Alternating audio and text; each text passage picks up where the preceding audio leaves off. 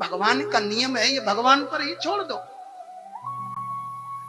वो कब देंगे, कहां देंगे, किसे देंगे, कैसे देंगे, कोई पता नहीं। एक गांव में एक पंडित जी रहते थे। पंडित जी खेती किसानी करके जीवन यापन करते थे। बुढ़ापा आ गया, अब शरीर से काम नहीं होता। गांव के लोगों ने कहा, पंडित जी हो, ब्राह्मण हो, गांव के बाहर मंदिर बने हुए थे, एक काम करो तुम मंदिर चले जाओ, मंदिर में बैठा करो, जो चढ़े उससे जीवन यापन करो। ये गांव के बाहर आए तो कई मंदिर बने थे लाइन से, राधा कृष्ण का, देवी मैया का, शंकर जी का, हनुमान जी का, गणेश जी का, कई मंदिर बने थे। पंडित जी आके राधा कृष्ण भगवान के मंदिर में बैठ गए। एक दिन बीत गया, कोई दर्शन करने भी नहीं आया। दूसरा दिन बीत गया, कोई नहीं आया। तीसरा दिन बीत गया, कोई नहीं आया। अब जब कोई आएगा नहीं तो फिर आएगा क्या? हाँ, अगर मंदिर में कोई आएगा नहीं तो फिर आएगा क्या? 3 दिन हो गए, पंडित जी भूखे प्यासे बैठे। शाम को कोई आए, पंडित जी ठीक हो? आंखों में आंसू हैं। क्या कहें भैया, अरे खेती किसानी करते थे, नहीं कर पाते, कम से कम मजदूरी कर लेते तो 100-200 तो कमा लेते। 3 दिन हो गए मंदिर में बैठे, कुछ नहीं आया। ये बोले, तुमने भगवान गलत चुने। तुम राधा कृष्ण भगवान के मंदिर में बैठे हो, और ये राधा कृष्ण केवल 2 चीजें देते हैं, भक्ति देते हैं और मुक्ति देते हैं। अगर तुम्हें और कुछ चाहिए तो फिर देवता बदलो। किसके मंदिर में जाएं? बोले, गणेश भगवान के मंदिर में जाओ। गणेश भगवान क्या देते हैं? विद्यार्थी लभते विद्या, धनार्थी लभते धनम, पुत्रार्थी लभते पुत्रान, मोक्षार्थी लभते गतिम। विद्यार्थी को विद्या, निर्धन को धन, संतानहीन को संतान, और मोक्ष की कामना वाले को गणेश भगवान मोक्ष देते। पंडित जी ने सोचा, जैसे राधा कृष्ण भगवान और वैसे गणेश जी, हमें तो आने से मतलब। गणेश भगवान के मंदिर में जाकर के बैठ गए।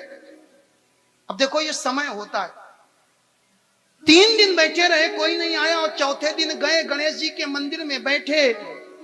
उस दिन गणेश चौथ थी।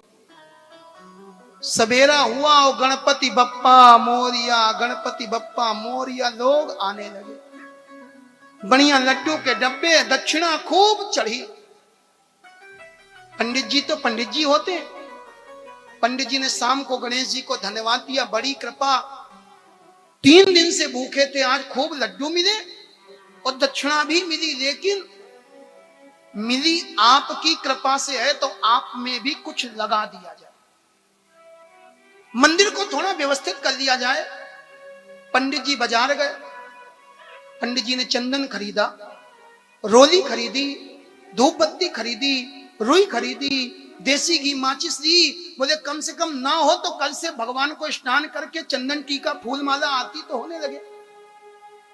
पंडित जी आए हैं, बढ़िया गणेश भगवान को चंदन लगाया, रोली लगाई, माला पहनाया।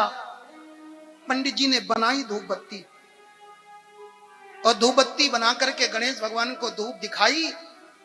धूप दिखा करके गणेश भगवान के मंदिर में गणेश जी के सामने रखी। इतने में हवा चली। धूप दिखाने के बाद पंडित जी रुई लेकर के बत्ती बनाने लगे। इतने में हवा चली और पंडित जी ने देखा हवा में ये सुगंध उड़ रही है। जब धूप बत्ती जलती है ना तो सुगंध उड़ती है। पंडित जी ने देखा ये सुगंध उड़ रही है, और जा कहां रही है?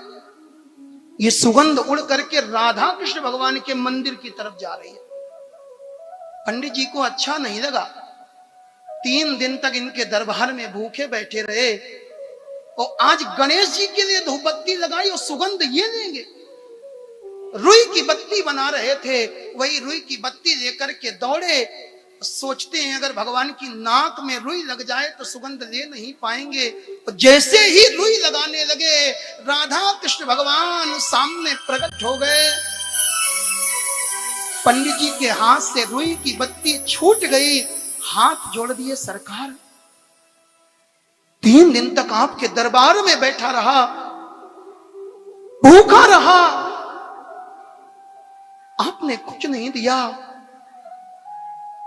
आज आपकी नाक में रुई लगाने आया, आपने दर्शन दे दिए। भगवान ने आंसू पोंछे, पंडित जी क्यों रोते हो?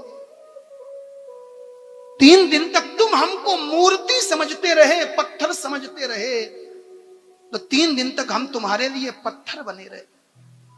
आज तुमने हमें साक्षात समझा, तुमने समझा कि हम सुगंध लेते हैं, तुमने हमें साक्षात समझा, तो तुम्हारे लिए हम साक्षात प्रकट हो गए। ये भगवान की भगवत्ता है, जैसा भाव होगा।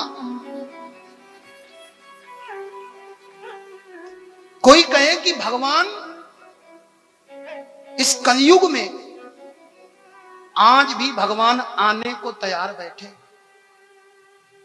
भगवान दुर्लभ नहीं है, इस कलयुग में भक्त दुर्लभ हो गया। पर भगवान की कृपा तो पता नहीं कहां हो जाए, कैसे हो जाए। न जाने कितने लोगों पर कथा में बैठे बैठे कृपा हो गई। भगवान है ही ऐसे।